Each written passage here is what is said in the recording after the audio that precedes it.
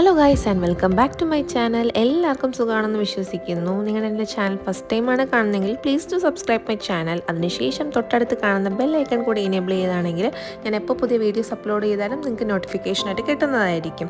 So കഴിഞ്ഞ വീഡിയോയിൽ നമ്മൾ ഫിലിം സിറ്റിയുടെ മെയിൻ ആയിട്ടുള്ള ഷൂട്ടിംഗ് സ്പോട്ട്സാണ് കവർ ചെയ്തിരുന്നത്. സോ ലഞ്ചിനൊക്കെ ശേഷം നമ്മൾ ജാപ്പനീസ് ഗാർഡനിലേക്കാണ് പോയത്. അൺഫോർച്ചുനേറ്റ്ലി എൻ്റെ ഉണ്ടായിരുന്ന വിഷ്വൽസ് ഫോൺ ചേഞ്ച് ചെയ്തപ്പം പോയായിരുന്നു.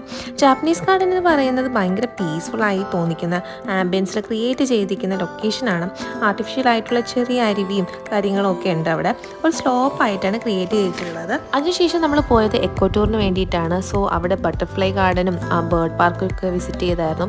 ബട്ടർഫ്ലൈ ഗാർഡനിലൊക്കെ ആണെങ്കിൽ പല വെറൈറ്റീസിലുള്ള ബട്ടർഫ്ലൈസും നമ്മൾ കാണാത്തതൊക്കെ ആയിട്ടുള്ള ഭയങ്കര കളർഫുള്ളായിട്ടുള്ള ഒരു ഓപ്പൺ സ്പേസ് തന്നെയായിരുന്നു അത്. ബേർഡ് പാർക്കിൽ കയറിയപ്പോഴും അതങ്ങനെയായിരുന്നു. നമ്മൾ കയറുമ്പം തന്നെ ഒരു ആർട്ടിഫിഷ്യൽ വാട്ടർഫ്ലോളൊക്കെ അവിടെ ക്രിയേറ്റ് ചെയ്ത് വെച്ചിട്ടുണ്ട്. അപ്പോൾ ഓപ്പൺ സ്പേസിലാണ് ഇവരെയൊക്കെ അവിടെ ഇട്ടേക്കുന്നത്. പല വെറൈറ്റിയിലുള്ള നമ്മൾ കാണാത്തതും കണ്ടിട്ടുള്ളതും പേരറിയാത്തതുമായിട്ടുള്ള ഒത്തിരി താറാവുകളൊക്കെ നമുക്ക് അവിടെ കാണാൻ പറ്റി. പിന്നെ അല്ലാത്തതായിട്ടുള്ള ബേർഡ്സൊക്കെ അവിടെ ഉണ്ടായിരുന്നു.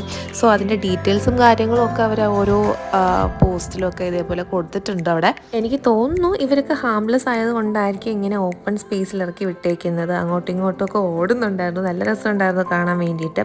പിന്നെ എല്ലാം നല്ല നീറ്റ് ആൻഡ് ക്ലീൻ ആയിട്ട് മെയിൻറ്റെയിൻ ചെയ്തിട്ടുണ്ട്. ഒരു തരത്തിലുള്ള ഫൗൾ സ്മെല്ലൊന്നും നമുക്ക് അനുഭവപ്പെട്ടില്ല.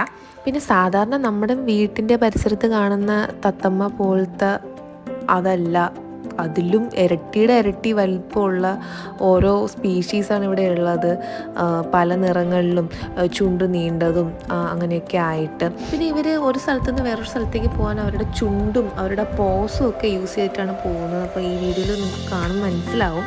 സോ ഇദ്ദേഹത്തിൻ്റെ പേര് ടോക്കു ടോക്കൻ എന്നാണ്. സോ പുള്ളിയുടെ ആ ഒരു ചുണ്ടിൻ്റെ നീളം കണ്ടില്ലേ, നമ്മൾ 15 സെൻറ്റിമീറ്റർ സ്കെയിലിൻ്റെ അത്ര നീളമുണ്ട്. നല്ല ഭംഗിയും നല്ല ആ ഒരു കളർ കോമ്പിനേഷനൊക്കെ ആയിട്ട് അടിപൊളിയായിരുന്നു ആ ചുണ്ടൊക്കെ കാണാൻ വേണ്ടിയിട്ട്. ചിലർ ഭയങ്കര ശാന്ത സ്വഭാവമുള്ള ഒരാൾക്കാരായിരുന്നു ഇതേപോലെ. പക്ഷെ ചിലർ ഭയങ്കര ബഹളവും ഒച്ചപ്പാടും അടികൂടലും ഒക്കെ ആയിരുന്നു ഇതേപോലെ. ഇവരൊക്കെ സെപ്പറേറ്റ് കേജസിലാണ് ഇവിടെ സൂക്ഷിച്ചിരിക്കുന്നത്. ഇത് പ്രാവിൻ്റെ വേറൊരു വെറൈറ്റിയിലുള്ള ബേർഡാണ്. പീജൻ സ്പീഷീസിൽ അണ്ടറിൽ വരുന്നതാണ്. എന്നാലും കാണാനായിട്ട് സ്പെഷ്യലായിട്ടൊരു അട്രാക്ഷനും ഭംഗിയൊക്കെ ഉണ്ടായിരുന്നു. ഈ ഒരു സെക്ഷൻ കഴിഞ്ഞപ്പോൾ പിന്നെ കുറച്ച് ബേർഡ്സിനെ ഓപ്പൺ സ്പേസിലായിട്ട് അവർ അങ്ങനെ മെയിൻറ്റെയിൻ ചെയ്തിട്ടുണ്ട്.